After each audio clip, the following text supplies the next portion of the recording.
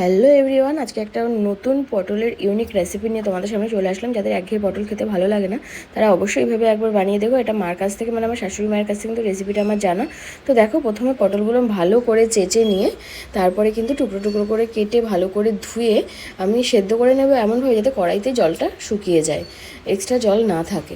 তো তারপরে আমি পটলগুলো ভালো করে পেস্ট করে নিয়ে তারপরে একটু কাঁচা লঙ্কা আমি দিতে ভুলে গেছিলাম, পরে কাঁচা লঙ্কা পেস্ট করে তোমরা পারলে একসাথে পেস্ট করে নেবে। তারপরে দেখো আমি এখানে কিছু পেঁয়াজ, একটা বড় সাইজের পেঁয়াজ আর কিছু রসুন আমি থেতো করে নিয়েছি। তারপরে একটু চিংড়ি মাছ আমি ভেজে নিয়েছি।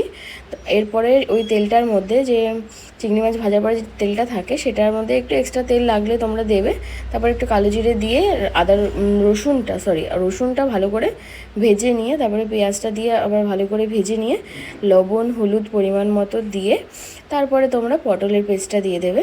পটলের পেস্টটা দেওয়ার পরে একদম কম আঁচে কিন্তু তোমরা সুন্দর করে এটা জলটা শুকিয়ে নেবে, নাহলে কিন্তু আমার মতো নিচে এরকম লেগে যাবে যদি বাড়িয়ে দাও।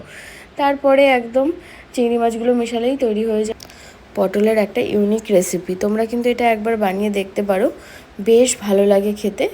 তো রেসিপিটা কেমন লাগলো অবশ্যই কমেন্ট করে জানিও। ভালো লাগলে এটা লাইক